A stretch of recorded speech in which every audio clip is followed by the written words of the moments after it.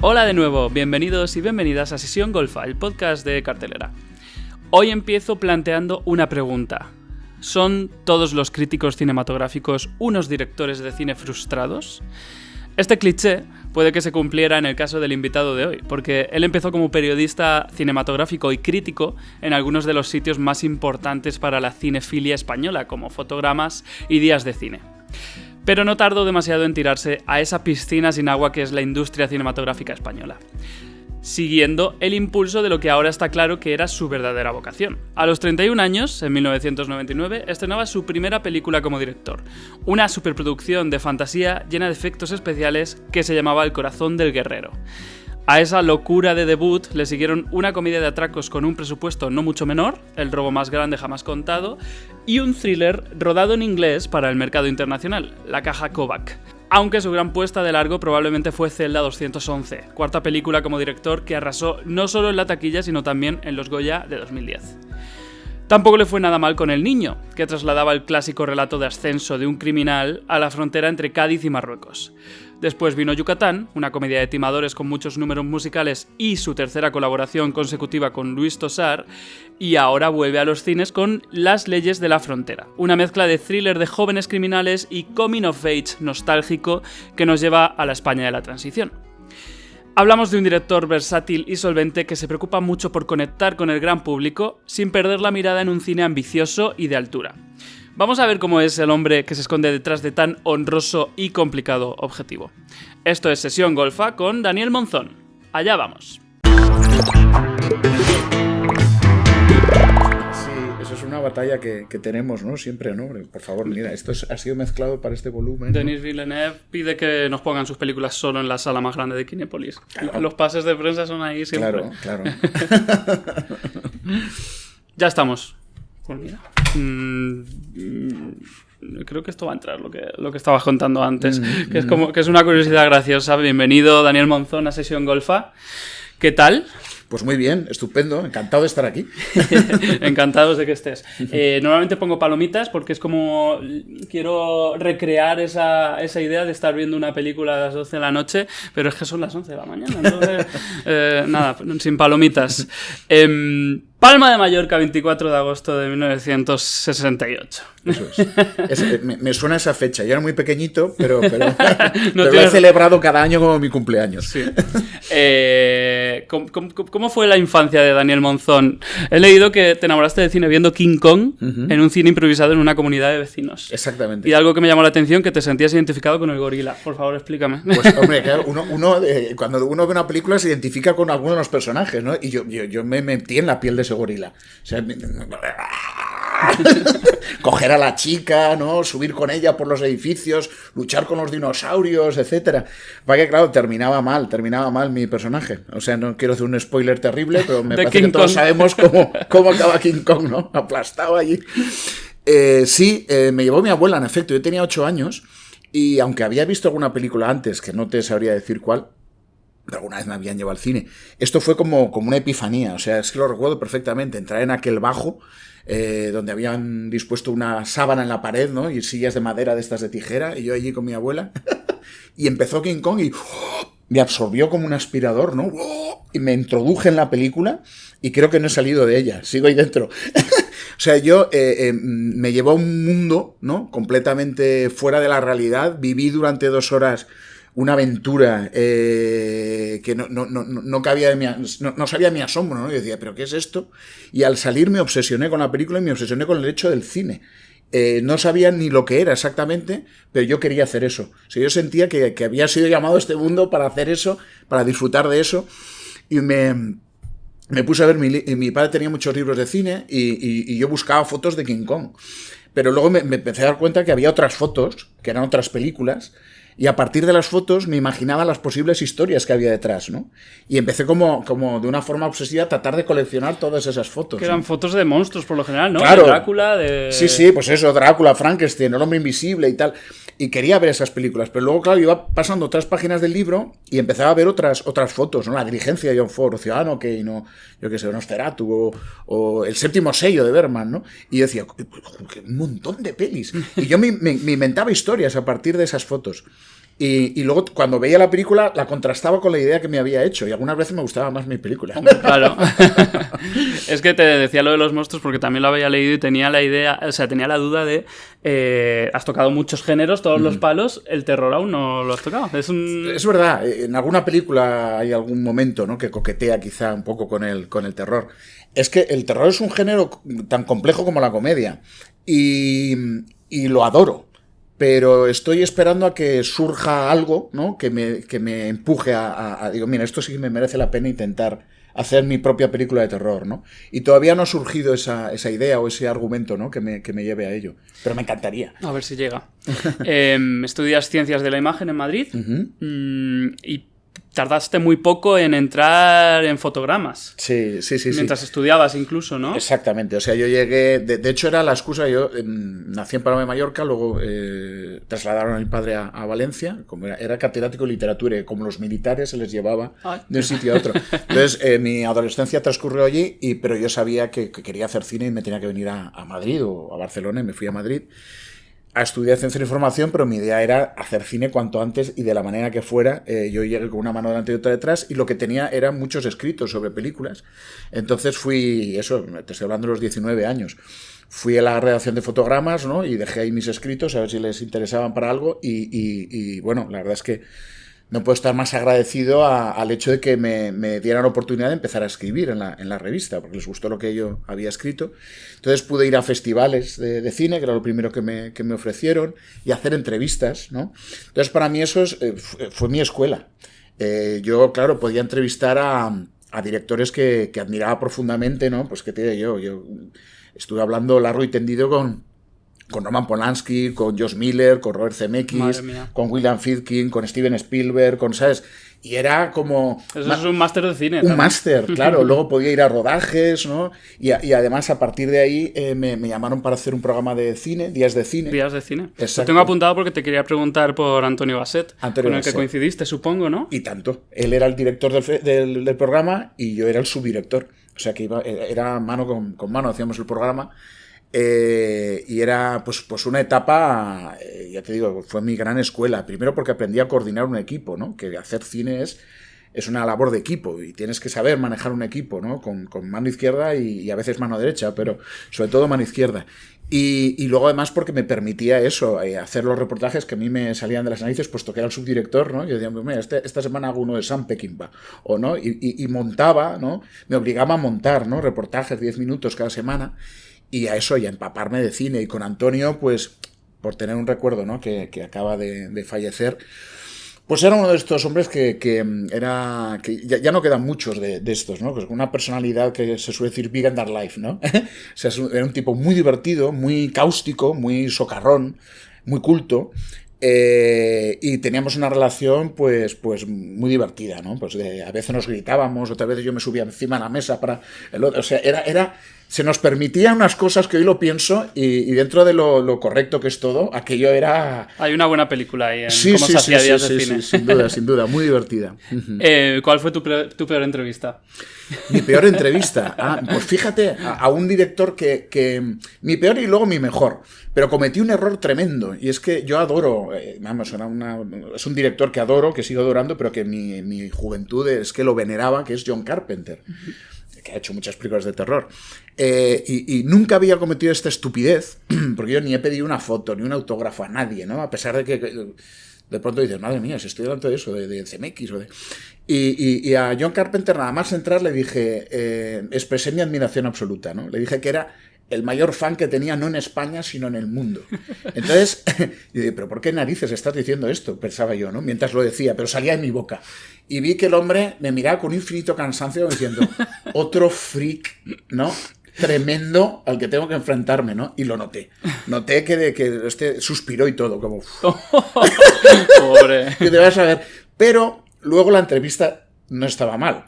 ¿No? Y empecé a ganármelo. Y al final me dio la mano y me guilló el ojo así como... Muy bien. Yo a Shyamalan le di una carta. Soy muy fan de Shyamalan y le di una carta. Qué absoluto ridículo.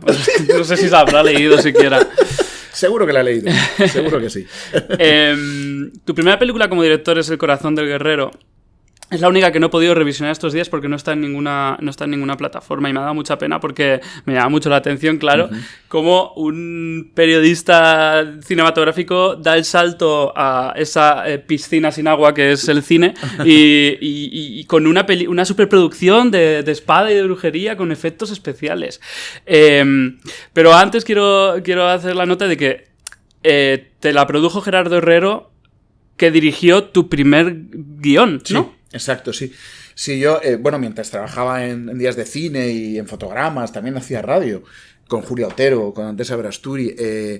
Yo me di cuenta y digo, tienes 20 y tantos años, vas a cumplir 30, tú has venido a Madrid a hacer cine, esto es lo que te impulsa y te empuja. Escribí un guión que compró Gerardo Herrero y que dirigió él y que me invitó al rodaje, que fue un rodaje en Puerto Rico. El protagonista era Charles Dance, un actor británico fantástico. Juego de Tronos. Juego de Tronos, sin ir más lejos, con el que... El padre de los Lannister. Exacto. Un actorazo, con el que tuve una muy buena relación. Y yo me di cuenta de que, escribir guiones estaba bien, pero que quería ser yo el que tradujera mis ideas a la pantalla. Es decir, que siempre había querido dirigir. Y fue el propio Gerardo Herrero, que como nos conocíamos a partir de esta experiencia, que me ofreció la oportunidad de hacer mi primera película.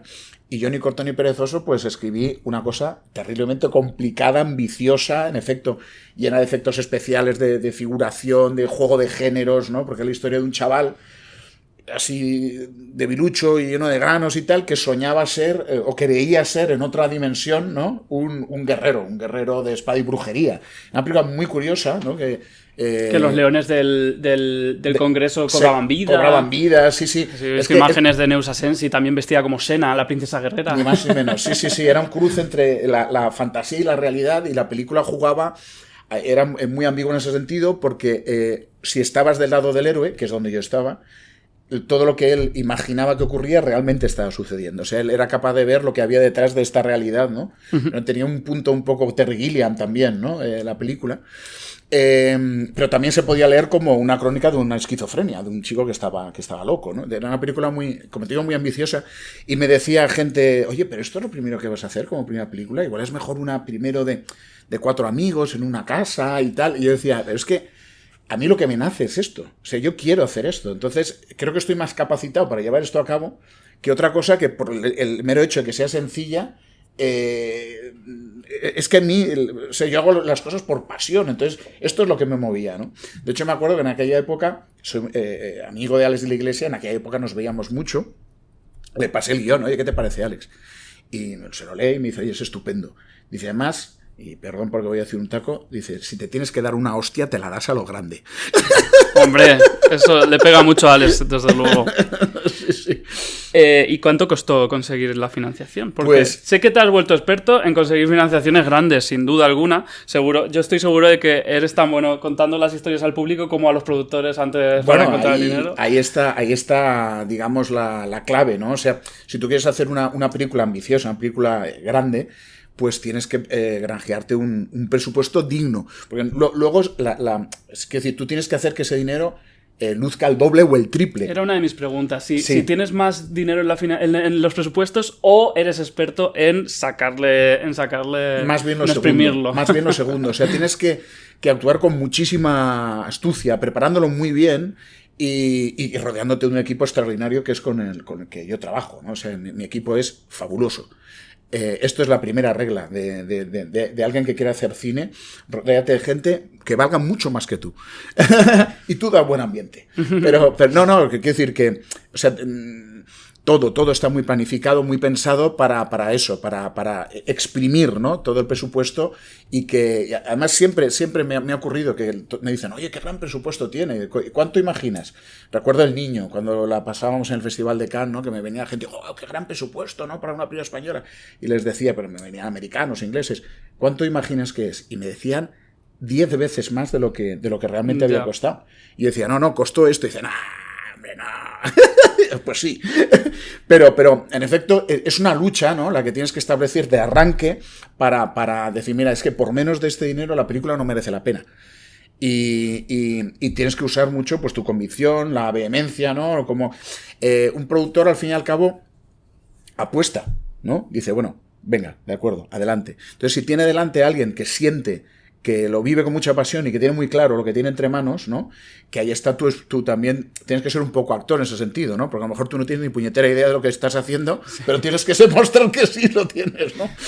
Yo creo que mucha gente tiene que hacer eso en su día a día, no sé, fuera del cine también. ¿Y cómo fue ese rodaje?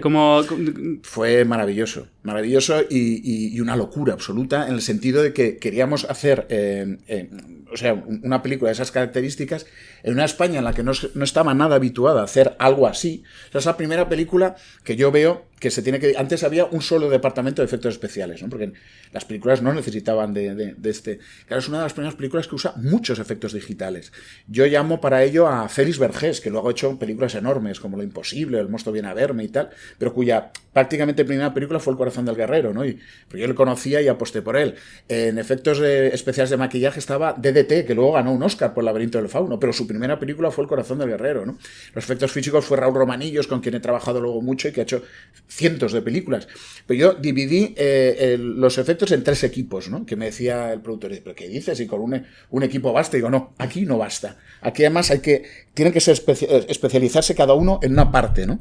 ¿Y eso te venía a ti, esa idea, por alguna película, bueno, por un lado, por porque Spielberg o por algo? Claro, exactamente. De todo esto que yo iba aprendiendo, ¿no? Cuando yo hablaba, pues eso, con un CMX, me daba cuenta de que sus películas se especializaban, ¿no? Los departamentos de efectos especiales, o sea, tú no podías coger a una persona para que te hiciera efectos especiales de maquillaje digitales, que era algo completamente nuevo. Entonces, ya te digo, en ese sentido es una película muy pionera. Luego, pues, mi director de fotografía, con el que he repetido, es como mi hermano, Carles Gusi, pues había hecho Acción Mutante, que era una película que de alguna manera sí que anticipaba un poco lo que fue El corazón del guerrero, ¿no? Que había jugado con maquetas, con efectos, etcétera. Y recuerdo que Gusi, mi director de fotografía, cuando te digo que tenía ya bastante experiencia, o mucha experiencia, cuando terminó el rodaje, se me acercó con una copa y me dijo, oye, Daniel, te quiero hacer una pregunta. ¿Tú cuándo te diste cuenta que era imposible que hiciéramos esta película? Pero mira, salió. Digo, es que mi gran baza era que como yo era nuevo, yo pensaba que eso lo podíamos hacer en ese tiempo y con ese presupuesto y no me paraba nadie. La inconsciencia, la fuerza de la inconsciencia. Y lo logramos, porque él me decía, es que yo te veía, digo, joder, este chavalillo y tal, ¿no? Tirando el carro con esta energía y demás. Dice, yo no me puedo quedar atrás. Y es por lo visto lo que le pasaba a todo el mundo. O sea, que iban con la lengua afuera, pero adelante, ¿no? Hay algo en tu cine que ya empieza en esa película, que es que importas a España fórmulas que ya existen fuera. Una película de fantasía, otra de atracos, un thriller de ciencia ficción, un drama carcelario, una de timadores. Son todas como fórmulas que quizá vienen más de Hollywood, pero tú las haces españolas. Sí. Claro, yo me he criado con todo tipo de cine, me encanta todo, O sea, yo disfruto enormemente de Tarkovsky o de un gore de Peter Jackson o lo que sea. Pero es verdad que me ha amado mucho un tipo de narración, digamos, americano, y me gusta muchísimo, ¿no? O sea, pero al mismo tiempo me encanta también hay lo que es puramente español, ¿no? O sea, yo creo que esa mezcla de contar con unas maneras, por así decir, un poco americanas, o sea, un tipo de narración al que el público está muy acostumbrado y que le gusta mucho, y que a mí me encanta, pero acudir a algo que es muy tuyo, creo que resulta muy atractivo. Porque, o sea, tú no dejas de ofrecer con esas maneras tan entretenidas, con ese ritmo, ¿no? De narrativo, ¿no? Algo que le queda muy cerca al espectador, ¿no? Por ejemplo, El Niño es una película sobre narcotraficantes, pero claro, tú no estás hablando de Al Pacino con una montaña de cocaína y con una escopeta disparando en una gran mansión, sino que hablas de ese chaval de Vejeres, donde era Jesús Castro, de Algeciras, que está pasando hachís en su moto de agua, que es una cosa que sucede y que es real. Entonces, yo creo que eso, la propia celda 211, es un relato carcelario, sí, pero mi inspiración vino de mis visitas y mis conversaciones con los presos y de ir a la cárcel española. Entonces, todo lo que presentaba esa película tenía una idiosincrasia puramente nuestra, que es lo que curiosamente hizo que luego esa película fuera un gran éxito internacional, porque tú no estás acudiendo a las convenciones, ¿no? Y a los tópicos de las películas que te vienen de fuera, sino que sacas la personalidad, tu personalidad propia, que es donde vas a ser singular y original. Sí, fue un fenómeno por aquel entonces, este fenómeno de los thrillers españoles que eran muy locales, pero encontraron gran éxito no solo fuera dentro de España, sino fuera. Uh-huh. Ahí has introducido un concepto que es tu preocupación por entretener al público, que es algo exótico en un director español, ¿no? Bueno, yo creo que el gran pecado del cine es, o sea, el gran mandamiento es no aburrirás, ¿no? Hombre, quiero decir, uno tiene que... Yo hago las películas siempre pensando en la sala de cine, lo primero, ¿no? Luego se pueden disfrutar y se deben disfrutar en yo qué sé, en un smartphone si quieres, ¿no? En el iPad, en el ordenador, en la tele. Pero o sea, el primer lugar en el que yo pienso es el cine. Y el cine te proporciona ese maravilloso lienzo en blanco, ¿no? Que es la pantalla, que está sentado frente a unas butacas. Y en esas butacas tiene que sentarse gente. Y esa gente ha de disfrutar, ¿no? O sea, si te concede el privilegio de dejar que durante unas horas tú inundes con tus cosas, ¿no? Ese lienzo proporciona entretenimiento. A mí me gusta todo tipo de cine, como te digo, pero el que más me gusta es aquel que ofrece una visión personal del mundo y de las cosas, ¿no? El que realmente, bueno, pues hay una autoría allí, ¿no? Es decir, yo quiero contar esta historia, necesito contar esta historia y quiero compartirla con vosotros, pero de la manera más entretenida posible. Y hay muchísimos ejemplos de enormes películas, grandes películas, que no aburren, es más, que son terriblemente entretenidas, ¿no? O sea, mis dos héroes de la infancia eran, bueno, Hitchcock, que no puede ser un tipo más volcado, ¿no? Al público, ¿no? Y bueno, Orson Welles, que era un tipo que bueno, era un genio absoluto, pero cuyas películas tampoco aburren nada. Que si tú te ves Ciudadano Kane, te la puedes ver 14 veces. Y es que te pasa como un suspiro, es una película de más de 2 horas.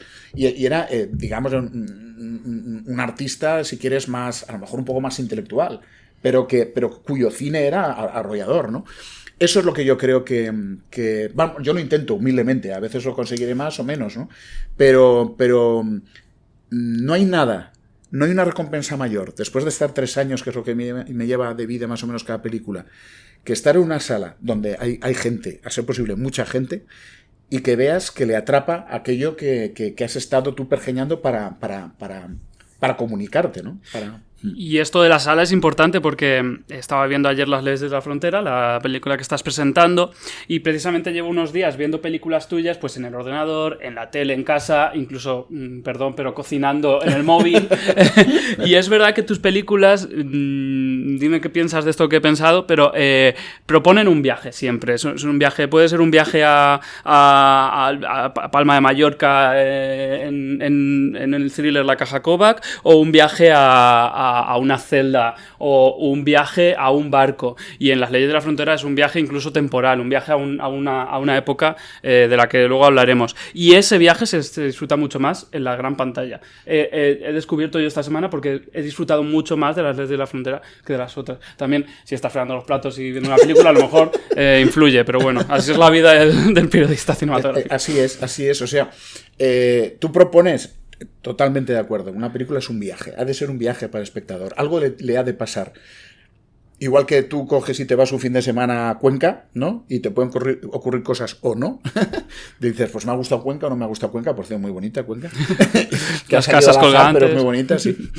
Esto es un viaje para el espectador, ¿no? O sea, tú ofreces un universo, ¿no? Que durante 2 horas en el que ha de introducirse el espectador y que le pasen cosas, emocionalmente hablando, ¿no? Entonces, sin duda, ha de ser así. Que, por cierto, para mí también son un viaje mis películas, ¿no? O sea, yo hago un viaje con cada una de ellas, ¿no? Y lo disfruto a muerte y lo cuido y lo mimo para poder ofrecérselo al espectador. Y sin duda, la mejor manera de hacer el viaje, o sea, si tú quieres ir en primera, es en la sala de cine, ¿no? Porque... O sea, el tamaño de la pantalla, ¿no? La atención que tú haces cuando estás sentado, ¿no? Ante una pantalla iluminada donde todo lo demás es oscuro, tu atención está absolutamente metida allí, ¿no? Cuando estás fregando los platos estás atendiendo, pero no estás metido dentro de ese viaje, ¿no? O sea, estás, pues eso, estás yendo en, no sé, en patinete, ¿no? En vez de en Concorde. Y luego, además, hay algo también del compartir, que se te esté contando una historia a la vez que mucha gente que no conoces, pero que notas hay una energía allí, ¿no? Hay una sensación que es bonita, ¿no? Somos seres humanos y somos gregarios y nos gusta estar con otras personas y de pronto que te cuenten un cuento, ¿no? A la vez a un montón de gente que está atendiendo. Hay algo allí como de ritual, casi, que es muy emocionante. Y luego no nos olvidemos. O sea, toda la disposición de los altavoces en un cine, ¿no? El 5.1, el Atmos, el 7.1, está hecha para envolver al espectador. Y yo a la mezcla de sonido y al diseño de sonido le doy una importancia tremenda. Tú viste ayer Las leyes de la frontera en un cine y dime si no fue, en efecto, la experiencia sonora no fue espectacular. En el clímax lo noté muchísimo. Sí. Pensaba mucho en el diseño sonoro porque creo que tienes varias formas en tus películas que se ven de vez en cuando de introducirnos en lo subjetivo de los personajes y a veces es por el sonido. En el robo más grande jamás contado recuerdo que había un personaje que le daba mucho miedo volar o algo así y cada vez que él entraba en pánico utilizabas una música de violines como muy esperpéntica que te hacía al propio espectador un poco entrar en pánico también porque era muy... También lo noté con algo de la caja Kovacs que no recuerdo porque no lo he apuntado y también lo notaba en Las leyes de la frontera cuando el protagonista está pasando por este portal un poco dimensional que es la calle de las prostitutas de la parte buena de Girona a la parte mala de Girona y tienes estos planos primerísimos planos de las prostitutas así como atosigándole, ¿no? ¿Te interesa esa introducción en el subjetivo del personaje? Absolutamente, sí. De hecho, en La serie de la frontera, Nacho, digamos que son los ojos del espectador, ¿no? Entonces, tú te introduces en esa banda desde él, ¿no? Y acabas formando parte de la banda. Igual que en Celda 211, tú te introducías en ese mundo de los presos y del motín por Alberto Amán, ¿no? Y acababas metido en ese berenjenal igual que él, ¿no? Que también había un tratamiento sonoro realmente muy, muy sofisticado. Me ha hecho mucha gracia esto del portal dimensional porque tienes toda la razón, o sea, la cinta se atraviesa, ¿no? Hay como una especie de tránsito, ¿no? Hacia la Plaza de la Font, donde le asaltan, es como el túnel del terror, ¿me acuerdo? Me ha hecho mucha gracia esa idea, sí. Te quería preguntar, vamos a llegar después a Celda 211, te quería preguntar por la caja Kovacs, porque me parece que antes de Celda 211 y este fenómeno que decíamos de thrillers locales, me llamó la atención que la caja Kovacs es una coproducción, ¿era británica? Sí, con Inglaterra. Y no tiene ese espíritu de lo local, ¿no? O sea, está rodada en inglés y está hecho para el mercado internacional, mirando al mercado internacional, ¿no? Pues mira, esto, alguien que ha disfrutado tantísimo, ¿no? Con el cine hablado en inglés, ¿no? Pues por un momento me quise permitir, digamos, el no sé cómo decirlo, el capricho, el lujo, de rodar en inglés, ¿no?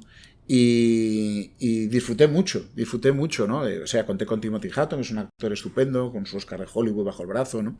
Que trabaja con gente interesantísima que admiro, ¿no? Sidney Lumet, ¿no? John Schlesinger, Robert Redford, etcétera. Robert De Niro, etcétera. Bueno, venía también...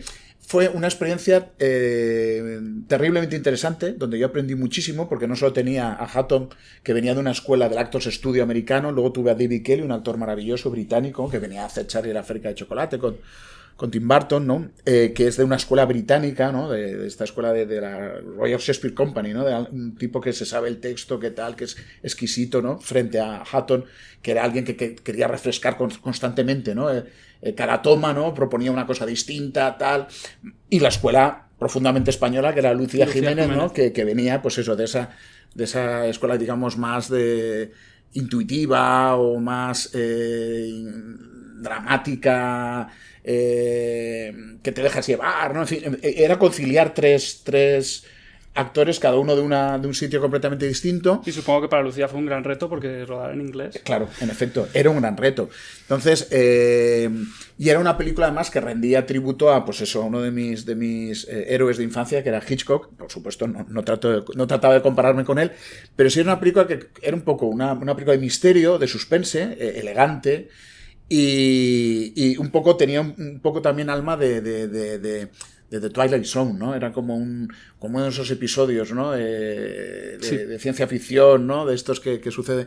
Era ahí un cruce curioso y yo disfruté mucho, aprendí mucho y me gustó también comprobar, y en efecto esta película tenía otra vocación, ¿no? Era más eso, hacer un relato, vamos, que pudiera funcionar fuera. Es una película que se estrenó en todo el mundo y algo muy, muy, muy, muy interesante que me ocurrió es que, o sea, yo no soy bilingüe, yo me defiendo muy bien con el inglés, ¿no? Y de hecho la monté en Londres, estuve viviendo en Londres 8 meses, con la postproducción, todo muy interesante. Y monté con montadores británicos, hice el sonido en Inglaterra, pero lo que me dio, o sea, yo era espectador de mi película, yo siempre soy espectador de mi película, soy el primer espectador de las películas, ¿no? O sea, cuando yo doy por válida una toma es porque siento que esa toma es idónea para verse en una pantalla.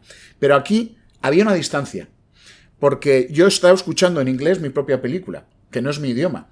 Y entonces tenía una distancia mayor sobre el material. La estaba viendo, o sea, quizá era más frío. Mi contacto con mi propio material resultaba un poco más frío.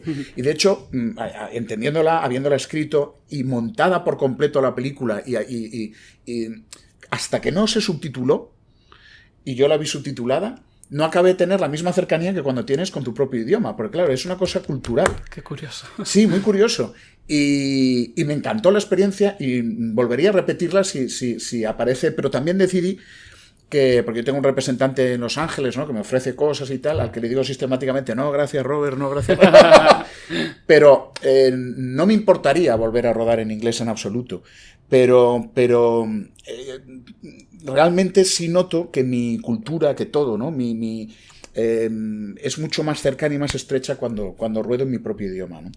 Sí quería hablar sobre esa relación con Hollywood, porque en el capítulo, o sea, en el programa anterior de Sesión Golfa estuvo Nacho Vigalondo y hablamos mucho sobre su relación con Hollywood, sobre esos proyectos que le ofrecen y tal. Sí. Y yo he leído que a ti te ofrecieron hacer tú mismo el remake de Zelda 211 con Russell Crowe. Sí. Lo compró, los derechos del guión los compró Paul Haggis, el director de Crash, que tiene un par de Oscars o más. Un tío muy interesante. Y de hecho, él escribió el guión en inglés, y curiosamente lo leí, y me hizo gracia, porque claro, toda la fuerza que tiene Zelda 211, como hablábamos antes, por ser una película tan de aquí, ¿no? Al traducirla al otro idioma y al asimilarla a tópicos del cine americano, desde mi punto de vista, perdía todo el sentido. Yeah. Para que nos hagamos una idea, Zelda 211 empieza con un preso que se está abriendo las venas con una colilla, ¿no? Esto es una cosa real, que nos han contado directamente en las cárceles, ¿no? Y que se hace, ¿no? Y que era una forma de entrar, de meter al espectador en situación de una manera gráficamente muy, muy bestia, ¿no? Es como, mira, la película es así, de animal, ¿no? Es así de cruda. Pues este guión empezaba con un preso, que también se mataba y tal, que se ahorcaba mientras en la ventana, ¿no? Veía el atardecer o el amanecer y un pajarito piaba en el... Entonces dices, ya, para que nos entendamos, ¿no? de las diferencias. Pero bueno, más allá de eso, pues yo no había leído el guión cuando me lo ofrecieron y me dijeron, oye, vente a Hollywood y haces un remake de tu película, como han hecho bastantes directores, sin ir más lejos, Michael Haneke, que hizo con Funny Games, plano por plano, ¿no? O sea, ¿Qué ejercicio más curioso? ¿Qué ejercicio más, desde mi punto de vista, baldío? Sí. Y yo les dije, pues mira, os lo agradezco mucho, ¿no tenéis otra cosa que ofrecerme? No, hombre, pero esta película que nos encanta y tal. Digo, sí, no, a mí también me gusta, la verdad que estoy muy contento con ella, pero es que ya la he hecho. Claro. No le veo sentido volverla a hacer. Pero tío, es que Russell Crowe quiere hacer Mala Madre. Y digo, no, pero perdona, Mala Madre es Luis Tosar. Entonces no lo concibo de otra manera, no me interesa esta... Pero sí me han ofrecido bastantes cosas, superproducciones muy grandes, ¿no? Recuerdo que mi representante, una vez me ofrecieron hacer Furia de Titanes 2, ¿no? Que era, me llama, me escribe un mail, oye, Daniel, tal, no sé qué, tienes aquí esta propuesta. Y yo estaba escribiendo El Niño con mi co-guionista, con Jorge, y le escribo, gracias, no me interesa, pum, y lo envío. Y me dice Jorge, ¿no te lo quieres pensar un momento? Y digo, me voy a pensar, estamos haciendo nuestra película, ¿y qué pinto yo ahí? Inmediatamente recibo al móvil, un mensaje de mi representante, que luego me di cuenta, como él vive en Los Ángeles, que eran las 4 de la mañana, o sea que el tío estaba pendiente. Oye, perdona, quiero concretar, no sé si te has enterado bien de lo que te ofrezco, es dirigir Furia de Titanes 2 con $160 millones. Digo, sí, me he enterado, I'm not interested. Dice, ok, Daniel. Es que la imagen que veo es como si aceptaras sería tirarte a un volcán y ser engullido por el... Ni más ni menos. O sea, claro, es como... Eres un engranaje en una maquinaria brutal en la que no tienes realmente... Es como... Bueno, y ahí está el director. Y es un tipo ahí que está sentado y que dice 4 cosas. Pero ¿qué tienes que aportar tú a algo como eso, no? Acabas de mencionar a Jorge Guerrica Echevarría. Sí. Me parece muy interesante que desde Zelda 211 os convertisteis en colaboradores. Incluso antes. En El robo más grande jamás contado, mi segunda película, que es una comedia cruce era entre, de nuevo, un cine muy español, Atraco a las 3 y el espectáculo americano, Misión Imposible, ¿no? Aquí no era Tom Cruise, ¿no?, el que se descolgaba del techo, sino Javier Ayer, ¿no? Ese actor también ahora desgraciadamente ya afinado, pero ese actor pequeñito, ¿no?, que salía mirado de petinto y tal, y era Resines, que quería robar el Guernica de Picasso, ¿no?, hacer un gran robo para ser celebrado y recordado en los anales de la delincuencia y tal.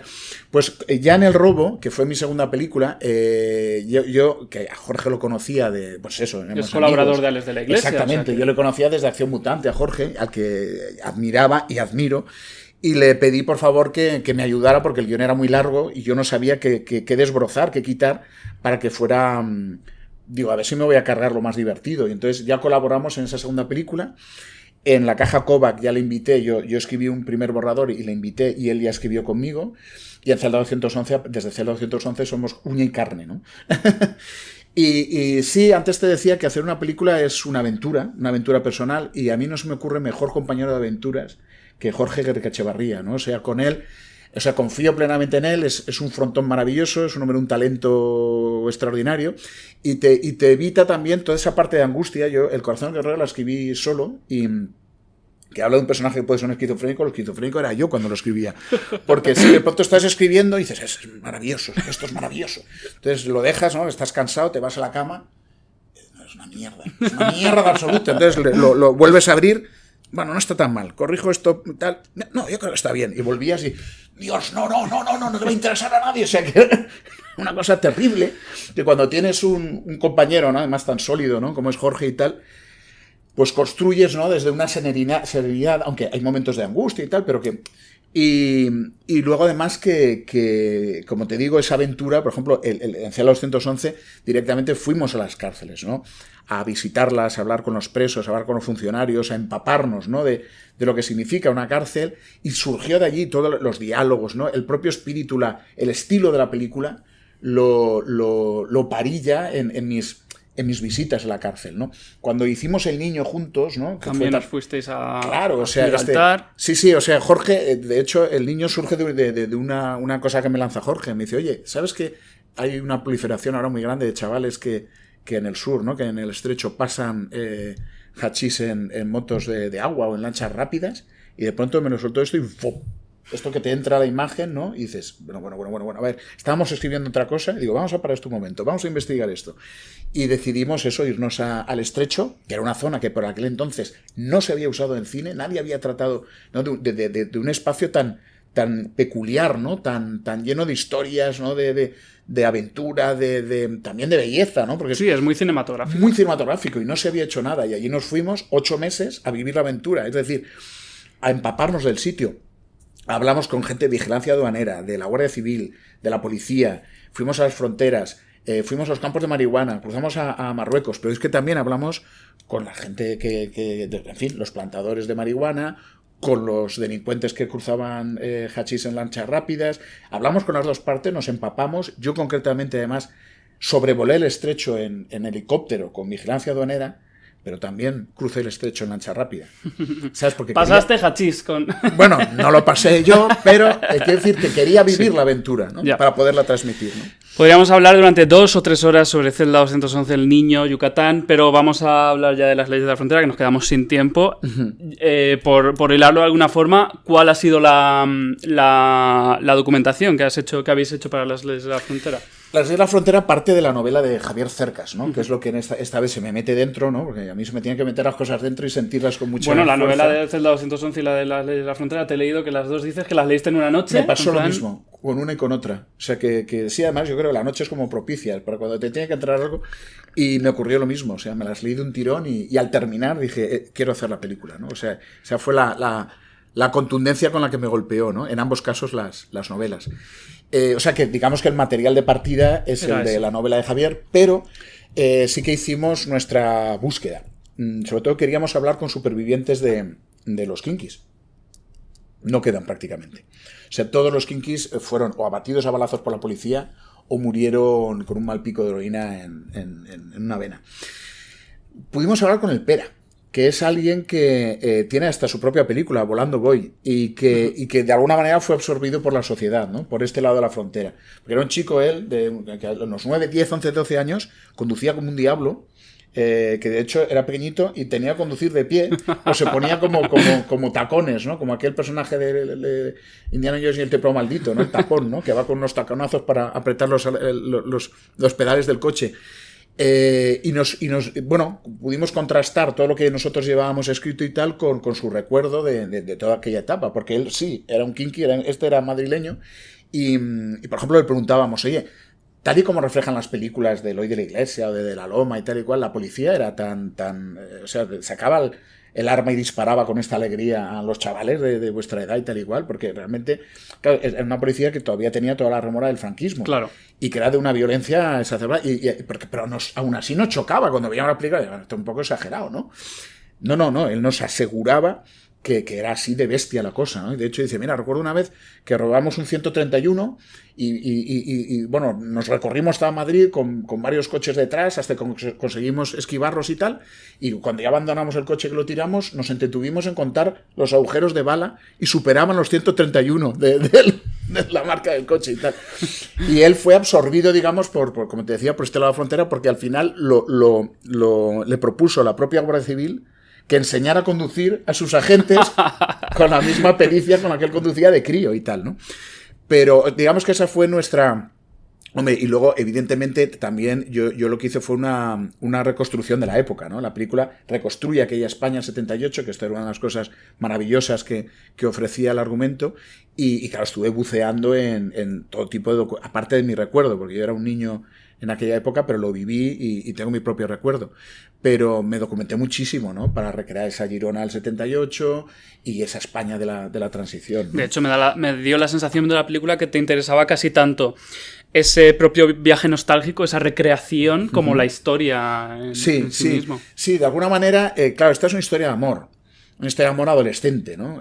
Y muy sexy, debo decir. Sí, la ¿verdad? Película es sexy. Sí, absolutamente, sí. Es que salí de ella diciendo, creo que la película pretende ser todo lo sexy que llega Totalmente. a ser. Además, es muy curioso, es la primera persona que me lo dice, ese adjetivo, porque lo tuve en la cabeza. Es que yo lo vi. Sí, sexy, eso es, ni más ni menos. Porque no se trataba de recrear aquello. Muchas veces uno piensa la transición, y es como sórdida, gris, sucia, ¿no? Y no, en absoluto. O sea, yo la viví. Y además está contada a través del recuerdo de su protagonista, que aquella etapa, este chico de clase media que se enamora hasta las patas de una kinky, que por amor salta al otro lado de la frontera y delinque, y se cruza, se mezcla con esa banda de delincuentes, y él es uno de ellos.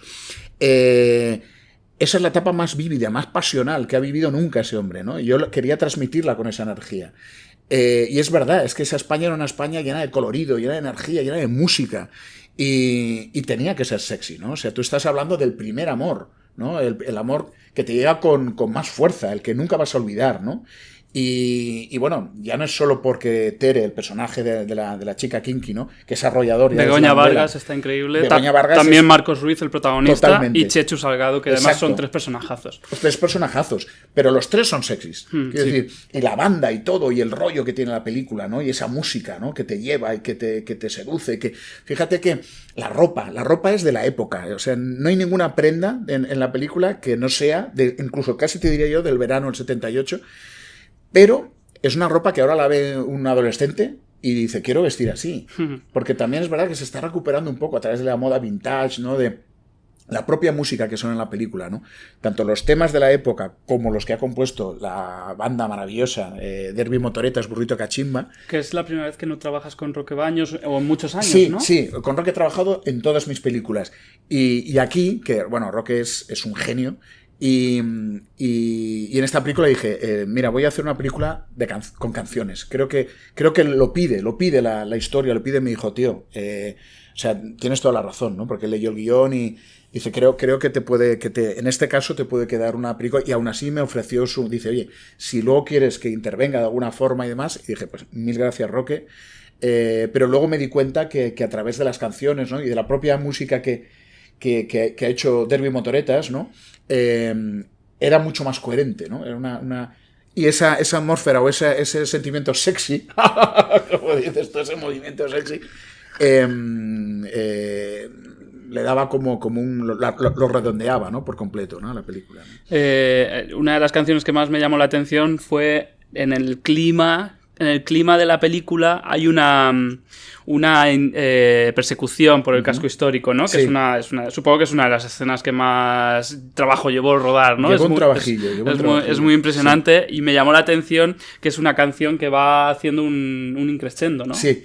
Conforme va creciendo la tensión de ese atraco. Eso desde que escribía el guión tenía claro que debía ser así, que tenía que ser así. Y cuando hablé con los Derby Motoreta Burrito Cachimba y ya habían compuesto las canciones maravillosas, y les dije, hombre, vamos a coger ese mismo ímpetu que tenéis y vamos a trasladarlo a una pieza, digamos, de score, ¿no? De música.